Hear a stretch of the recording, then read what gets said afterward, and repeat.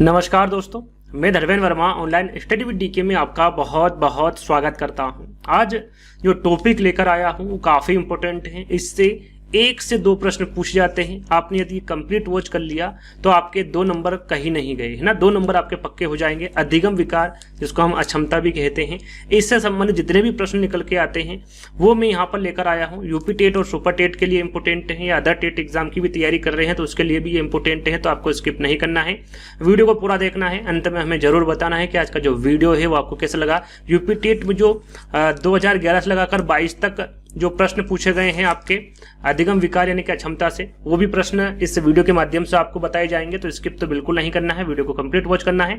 अंत में जरूर बताना है कि आज का जो वीडियो है वो आपको कैसा लगा। हर एक प्रश्न की व्याख्या भी यहाँ पर बताई जाएगी, तो आपको स्किप नहीं करना है। चलिए शुरुआत करते हैं। देखिए, आज का पहला प्रश्न है। चाहे तो आप भी इसका आंसर दे सकते हैं कमेंट के माध्यम से पुश करके, है ना। थोड़ा सा मैं 5 सेकंड का आपको टाइम दूंगा, उसी समय में आपको आंसर देना है। पहला प्रश्न आपका, अधिगम अक्षमता को और किस नाम से जाना जाता है। जो अधिगम अक्षमता है इसे और किस नाम से जाना जाता है, यह पूछा गया है।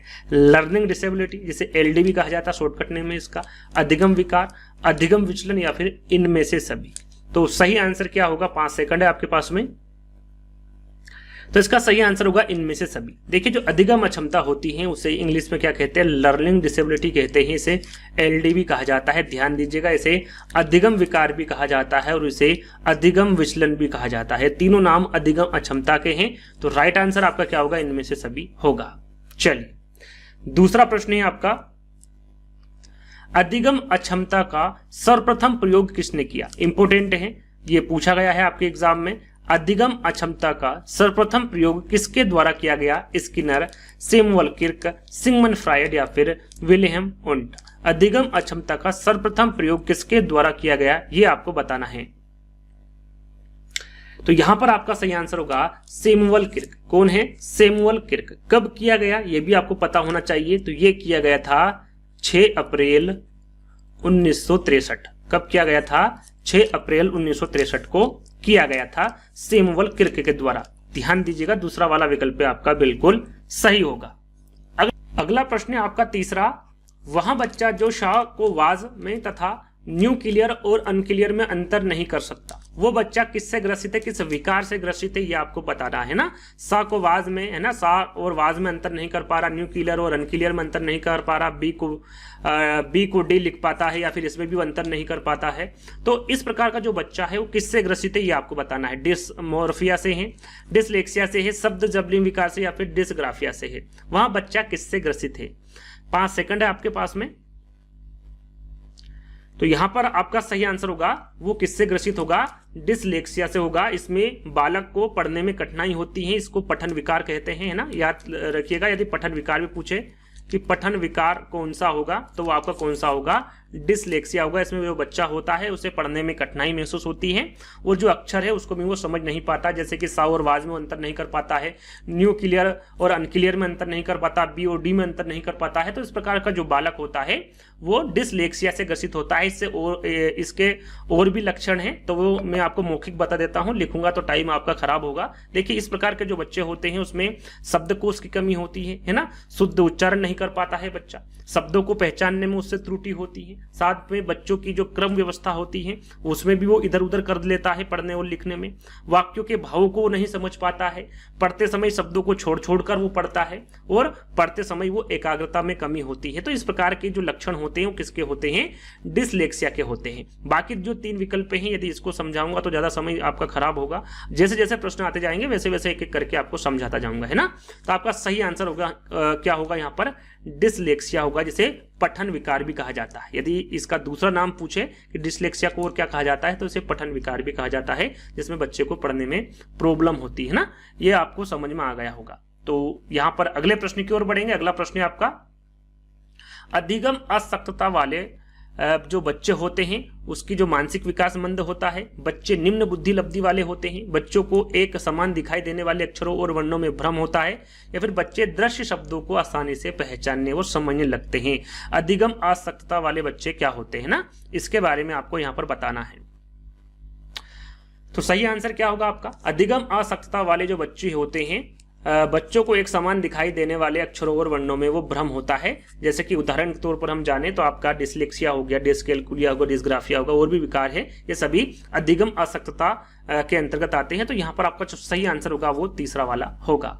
चलिए अगला प्रश्न है आपका, छोटे विद्यार्थियों में निम्नलिखित में से कौन सा लक्षण पठन कठिनाई का नहीं। यहाँ पर देखिए पठन कठिनाई का जो लक्षण है वो कौन सा नहीं है, इसके बारे में आपको बताना है। शब्दों और विचारों को समझने में कठिनाई, सुसंगत वर्तनी में कठिनाई, वर्ण और शब्द पहचानने में कठिनाई, या फिर पठन गति और प्रवाह में घटना। यहां पर उस लक्षण को बताना है जो पठन कठिनाई का नहीं है। नेगेटिव प्रश्न पूछा गया है आपसे।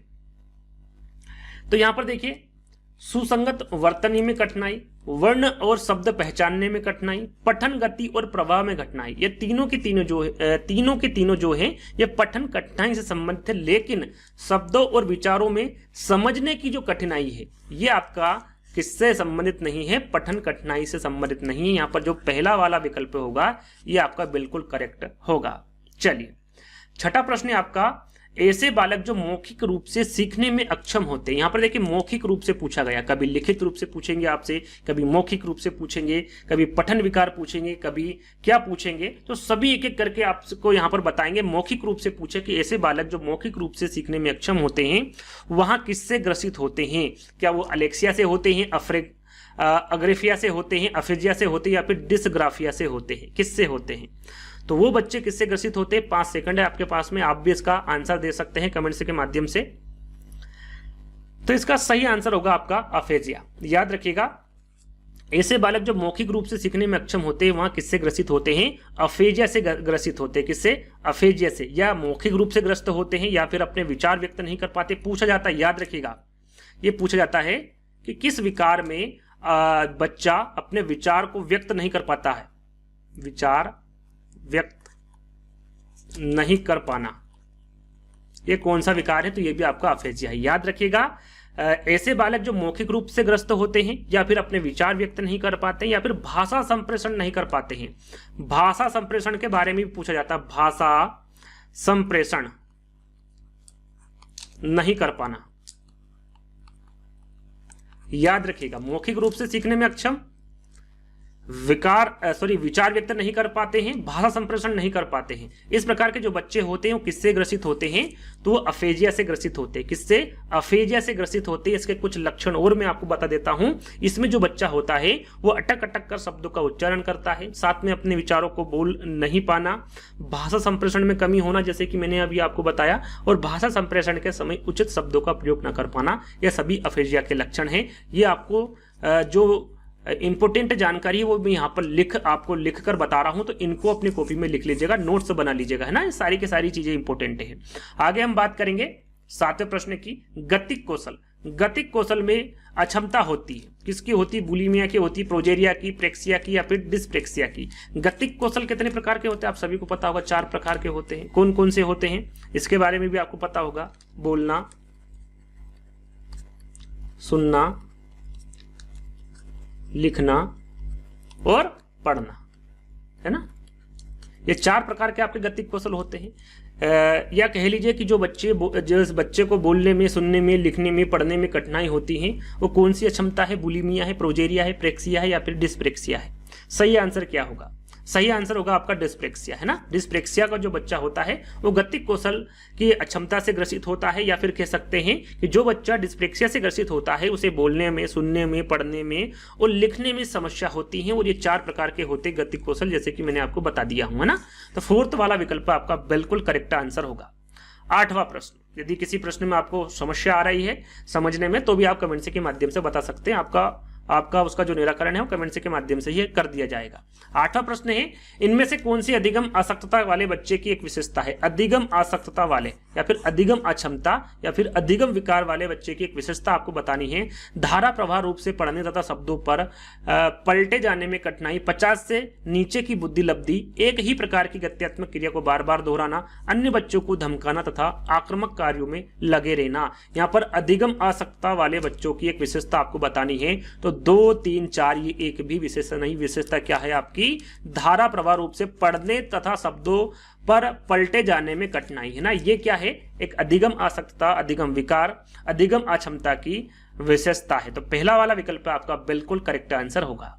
चलिए, नवा प्रश्न है, निम्नलिखित में से कौन सा व्यवहार बच्चे की अधिगम निर्योग्यता की पहचान करता है। यहां पर वो कौन सा कथन है जो व्यवहार जो बच्चे के अधिगम निर्योग्यता की पहचान करता है। अपमानजनक व्यवहार, बी और डी, 21 और 12, वाज और सा लिखना, कम अवधान विस्तार और उच्च शारीरिक गतिविधि, मनोभाव का जल्दी जल्दी बदलना। यहां पर बच्चे की अधिगम निर्योग्यता की पहचान करता है तो वो करता है बी को डी लिखना, 21 को 12 लिखना, वाज को सा लिखना। ये जो विकल्प होगा ये बिल्कुल करेक्ट होगा। ये व्यवहार जो बच्चा होता है उसके व्यवहार की अधिगम निर्योग्यता की पहचान करता है ना। तो सेकंड वाला विकल्प आपका बिल्कुल करेक्ट आंसर होगा, नो का। अगला प्रश्न हम देखेंगे 10वां, विचार व्यक्त न कर पाना। जैसे कि थोड़ी देर पहले ही मैंने आपको बताया था, आपको पता भी होगा, विचार व्यक्त न कर पाना यह कौन सी अक्षमता है। डिस्ग्राफिया है, अफेजिया है, प्रोजेरिया है या फिर प्रेक्सिया है ना। कौन सी अक्षमता है विचार व्यक्त न कर पाना। कुछ समय पहले ही मैंने आपको बताया था, शायद 7वें प्रश्न में बताया था। तो सही आंसर आपका क्या होगा, अफेजिया है ना। थोड़ी देर पहले ही मैंने आपको बताया था कि ऐसे बालक जो मौखिक रूप से ग्रस्त होते हैं या फिर अपने विचार व्यक्त नहीं कर पाते हैं या फिर भाषा संप्रेषण नहीं कर पाते हैं, ऐसे जो बच्चे होते हैं वो किससे ग्रसित होते हैं, अफेजिया से ग्रसित होते हैं। इंपोर्टेंट है, याद कर लीजिएगा, एग्जाम में आगे पूछा जा सकता है। अगला प्रश्न, वहां बालक जो पढ़ने में अक्षमता का प्रदर्शन करता है वो किससे ग्रस्त होता है। जो पढ़ने में, पठन संबंधित है ना, पठन संबंधित आपको दे देंगे, पढ़ने संबंधित आपको दे देंगे, आपको यहां पर कंफ्यूज नहीं होना है। तो वहां बालक जो पढ़ने में अक्षमता का प्रदर्शन करता है वो किससे ग्रस्त होता है, डिस्लेक्सिया से, अप्रेक्सिया से, अफेजिया से या फिर डिस्प्रेक्सिया से। पढ़ने में अक्षमता या फिर पठन विकार है ना। सही आंसर क्या होगा, 11वें का। तो इसका थोड़ी देर पहले ही मैंने आपको बताया था, है ना। इसका सही आंसर होगा डिस्लेक्सिया। क्या होगा, डिस्लेक्सिया। ये एक प्रकार का क्या है, पठन विकार है। इसका दूसरा नाम ही पठन विकार है या फिर पढ़ने में अक्षमता का प्रदर्शन डिस्लेक्सिया में होता है।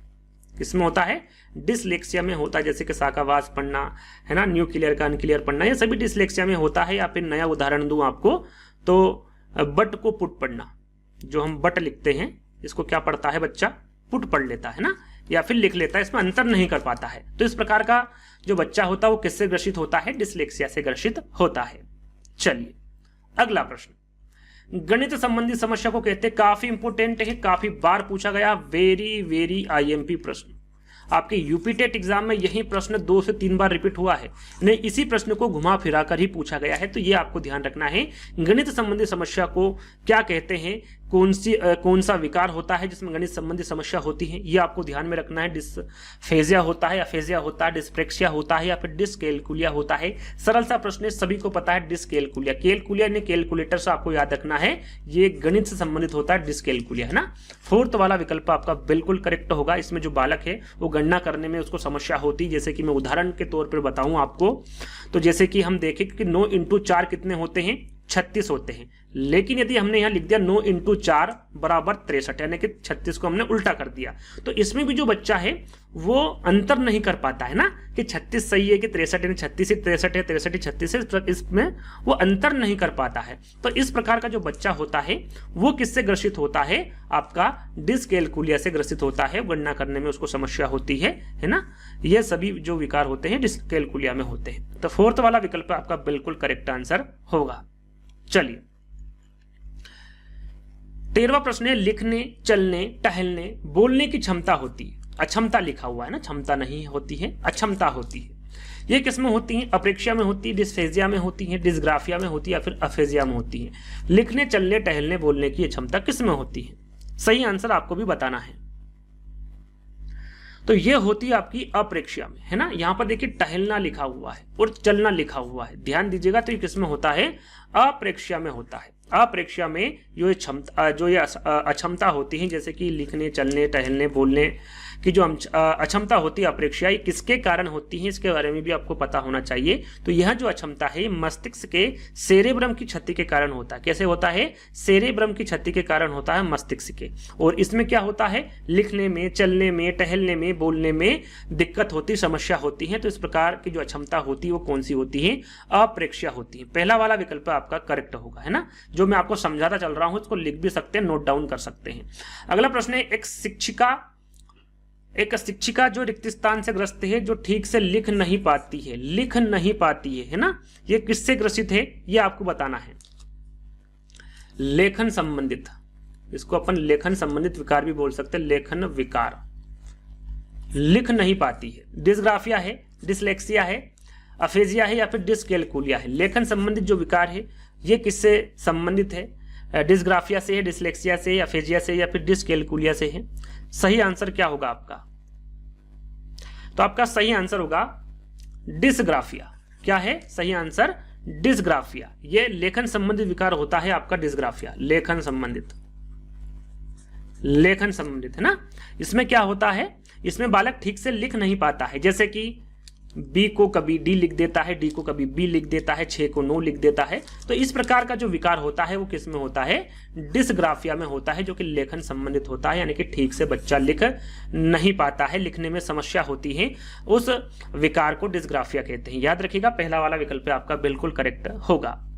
चलिए अगला प्रश्न है, डिसग्राफिया संबंधित है, फिर से वही प्रश्न आ गया है लेकिन विकल्पों को यहां पर बदल दिया गया है ना, प्रश्न को बदल दिया गया। डिसग्राफिया के बारे में पूछा है, डिसग्राफिया किससे संबंधित है? गणित संबंधी क्षमता से है, लेखन संबंधी समस्या से है, पठन संबंधी क्षमता से या फिर गंभीर तनाव संबंधी समस्या से है। आपको बताना है डिसग्राफिया किससे संबंधित है। देखिए गणित संबंधी क्षमता ये किससे है, जैसे कि थोड़ी देर पहले हमने आपको बताया था डिसकैलकुलिया से। किससे है? डिसकैलकुलिया। यहां पर लिख देता हूं मैं, डिसकैलकुलिया है ना। डिसकैलकुलिया गणित संबंधी क्षमता, अक्षमता होती, क्षमता नहीं होती है, थोड़ा सा यहाँ पर त्रुटि हुई है, सभी जगह अक्षमता कर लीजिएगा है ना, यहाँ पर क्षमता लिखा हुआ है। तो गणित संबंधी अक्षमता आपकी डिसकैलकुलिया से हो गई। लेखन संबंधी समस्या क्या होती है? डिसग्राफिया, जैसे कि मैंने अभी आपको बताया, इसमें क्या होता है, बच्चा सही से लिख नहीं पाता है ना, ये लेखन संबंधी समस्या आपकी डिसग्राफिया हो गई। बिल्कुल करेक्ट आंसर आपका क्या होगा? सेकंड वाला होगा। पठन संबंधी अक्षमता, इसके बारे में थोड़ी देर पहले बताया था, डिसलेक्सिया होता है। क्या होता है? सॉरी, क्या होता है? ये डिसलेक्सिया होता है, डिस डा लिखा हुआ ना। डिसलेक्सिया आपका पठन संबंधी क्षमता होगा। गंभीर तनाव संबंधी समस्या, ये भी आगे पूछा जाएगा, ध्यान दीजिएगा। यदि गंभीर तनाव संबंधी समस्या पूछे तो वो कौन सी अक्षमता होगी आपकी? वो डिस्थीमिया होगी। कौन सी होगी? लिख देता हूं यहां पर, डिस्थीमिया है ना। ये इस अक्षमता में क्या होता है? गंभीर तनाव संबंधी समस्या होती है। तो इसके बारे में आपको पता होना चाहिए, चारों के बारे में। ठीक है, चारों के बारे में आपको बता चुका हूं। इसका सही आंसर क्या होगा? दूसरा वाला होगा। चलिए अगला प्रश्न है, अपने आप को दूसरों से सुंदर, काफी इंपोर्टेंट प्रश्न है, अपने आप को दूसरों से सुंदर, लंबा, ताकतवर समझने की समस्या कहलाती है। यानी कि जो विकार है जिसमें जो बच्चा होता है वो अपने आप को सबसे सुंदर समझता है, सबसे लंबा समझता है, ताकतवर समझता है ना। तो ये कौन सा विकार होता है? बुलिमिया होता है, प्रोजेरिया होता है, डिस्मोर्फिया होता है या फिर डिमेंशिया होता है? कौन सा विकार होता है ऐसा? तो ये जो विकार होता है ये डिस्मोर्फिया होता है। इसमें भ्रम वाली स्थिति हो जाती है। कैसी हो जाती है? भ्रम वाली स्थिति हो जाती है, भ्रम वाली स्थिति। इसमें जो व्यक्ति होता है या फिर जो बच्चा होता है वो अपने आप को सबसे सुंदर समझता है, लंबा समझता है, ताकतवर समझता है। इसको भ्रम वाली स्थिति भी कहते हैं। तो ये याद रखिएगा, भ्रम वाली स्थिति यदि पूछे तो वो भी आपका डिस्मोर्फिया होगा, याद रखिएगा है ना। अगला प्रश्न है आपका, गंभीर तनाव की अवस्था। अभी मैंने आपको बताया था, 4 विकल्पों को समझाया था अभी थोड़ी देर पहले ही है ना। तो आपको इसका आंसर पता होगा, गंभीर तनाव की अवस्था कौन सी होती है? डिस्फेजिया, अफेजिया, डिस्थीमिया या फिर प्रोजेरिया। गंभीर तनाव की अवस्था, जो बच्चा होता है गंभीर तनाव में चला जाता है, तो कौन सी अवस्था होती है? थोड़ी देर पहले ही मैंने इसका आंसर आपको दिया था, डिस्थीमिया। कौन सी होगी? डिस्थीमिया। तीसरा वाला विकल्प होगा, यह गंभीर तनाव की अवस्था होती, गंभीर तनाव की अवस्था। बहुत ही इंपोर्टेंट है, ध्यान दीजिएगा, डिस्थीमिया आपका करेक्ट आंसर होगा। चलिए अगला प्रश्न है, प्रोजेरिया किससे संबंधित है? अब यहां पर प्रोजेरिया के बारे में आपको बताना है। ये पढ़ने की क्षमता है, अरे यार सब जगह मिस्टेक हुई, यहां देखिए अक्षमता लिखा हुआ है ना। पढ़ने की अक्षमता है, तर्क न कर पाने की अक्षमता है, भाषा संप्रेषण में कठिनाई संबंधी समस्या है, कम आयु में वृद्ध अवस्था के लक्षण है प्रोजेरिया। क्या है प्रोजेरिया? तो प्रोजेरिया क्या है? कम आयु में वृद्ध अवस्था के लक्षण होते हैं। इसमें क्या होता है? इसमें बालक कम उम्र में ही बूढ़ा दिखाई देता है या फिर वृद्ध दिखाई देता है, बूढ़ा या फिर वृद्ध है ना। ये जो अवस्था होती है ये कौन सी होती? प्रोजेरिया होती है। इसमें कम उम्र में ही जो बच्चा होता है वो बूढ़ा या फिर वृद्ध दिखाई देता है ना। याद रखिएगा, प्रोजेरिया किससे संबंधित है? कम आयु में वृद्ध अवस्था के लक्षण होते हैं, उसे प्रोजेरिया कहते हैं।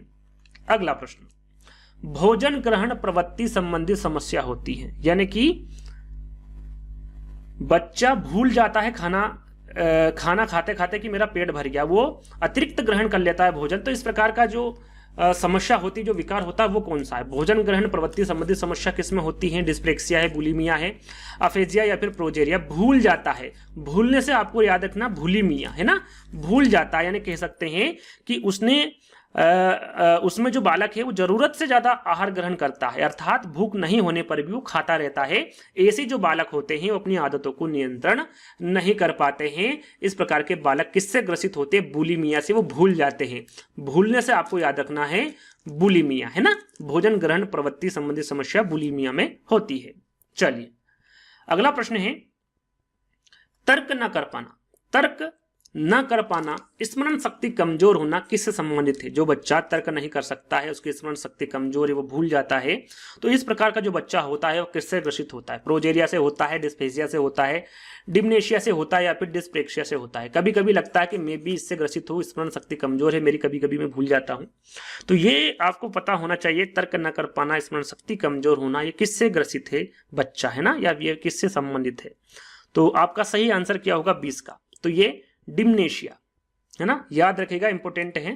तर्क न कर पाना, स्मरण शक्ति कमजोर होना, इससे जो बच्चा होता है वो किससे ग्रसित होता है? डिम्नेशिया से ग्रसित होता है। इसमें जो बच्चा होता है वो तर्क नहीं कर पाता है, स्मरण शक्ति उसकी कमजोर होती है, वो भूल जाता है ना, भूलने की आदत जिसको कहते हैं, वो आपकी डिम्नेशिया में होती है। तीसरा वाला विकल्प आपका बिल्कुल करेक्ट होगा।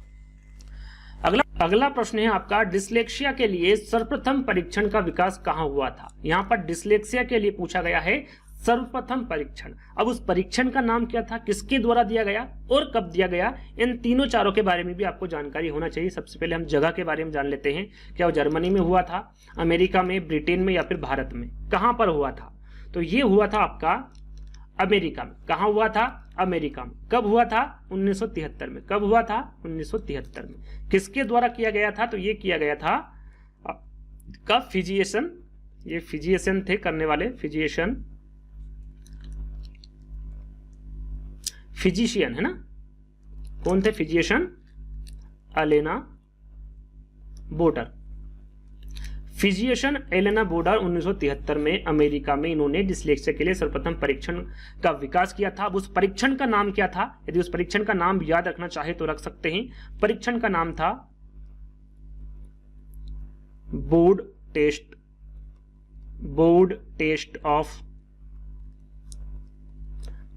Test of reading spelling pattern है ना, ये इस परीक्षण का नाम था। परीक्षण का नाम क्या था? Board test of reading spelling pattern इसका नाम था। कहां पर विकास किया गया था? अमेरिका में। कब किया गया था? 1973 में। किसके द्वारा किया गया था? तो फिजिशियन एलेना बोडर द्वारा किया गया था है ना। ये आपको ध्यान रखना, तीनों चारों बातें, ठीक है। आगे बढ़ेंगे। सामाजिकता का अभाव किसमें पाया जाता है? सामाजिकता का अभाव किसमें पाया जाता है? डिस्थीमिया में, मिथोमेनिया में, बुलिमिया में या फिर ऑटिज्म में? यहां पर सामाजिकता का अभाव किसमें पाया जाता है, किस विकार में पाया जाता है, ये आपको बताना है।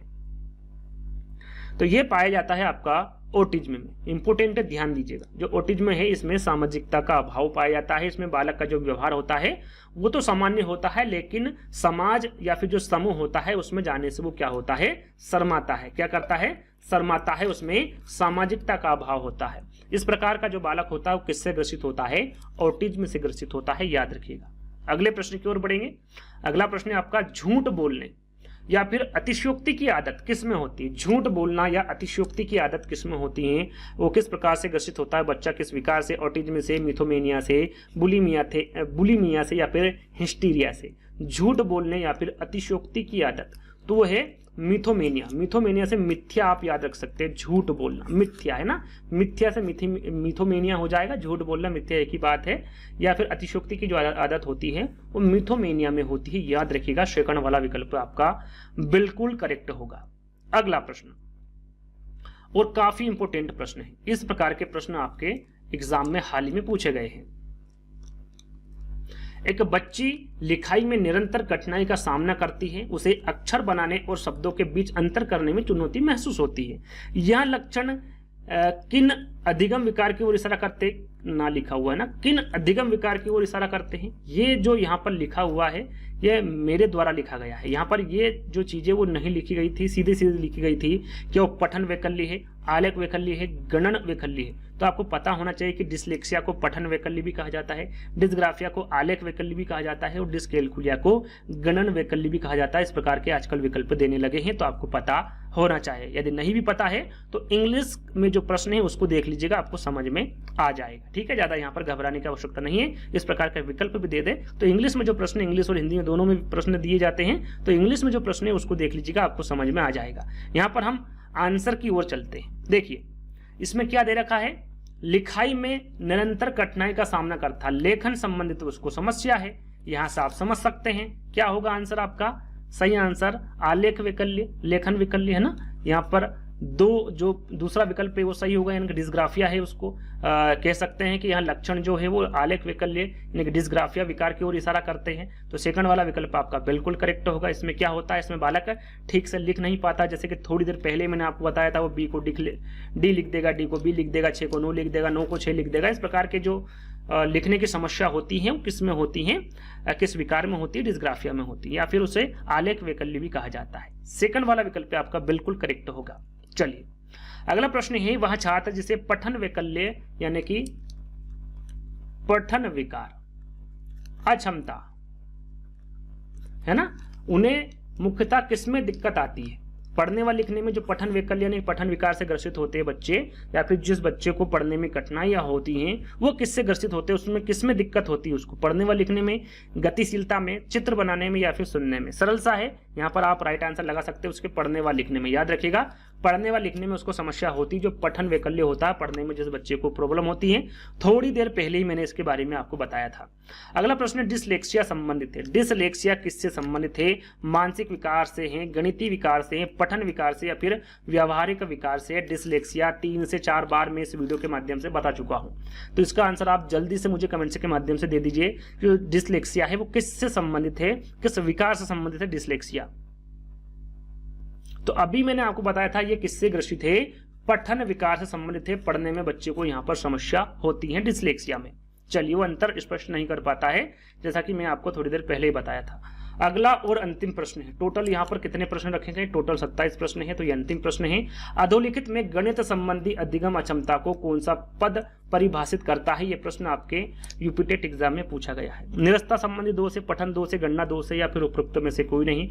सरल सा प्रश्न, जहाँ पर गणित संबंधी आ जाए वहां पर गणना दोष यानी कि उसको गणना करने में वहां पर प्रॉब्लम होती है, जैसे कि मैंने उदाहरण भी आपको कुछ समय पहले दिया था, है ना। तो सही आंसर आपका क्या होगा, यहाँ पर तीसरा वाला होगा। आई होप आपको ये वीडियो पसंद आया होगा, है ना। इसी प्रकार के और भी यदि आपको वीडियो चाहिए तो आप कमेंट्स के माध्यम से बता सकते हैं। इस वीडियो को आपको ज़्यादा से ज़्यादा शेयर करना, क्योंकि काफ़ी समय लगता है इस प्रकार के वीडियो बनाने में, PDF बनाने में, है ना। तो आपको इसको ज़्यादा से ज़्यादा शेयर करना है, सभी बच्चों को लाइक करना है, सभी बच्चों को अपने अपने ग्रुप में शेयर करना है। तो जल्दी दोस्तों एक नई वीडियो के साथ मिलेंगे, जब तक के लिए धन्यवाद।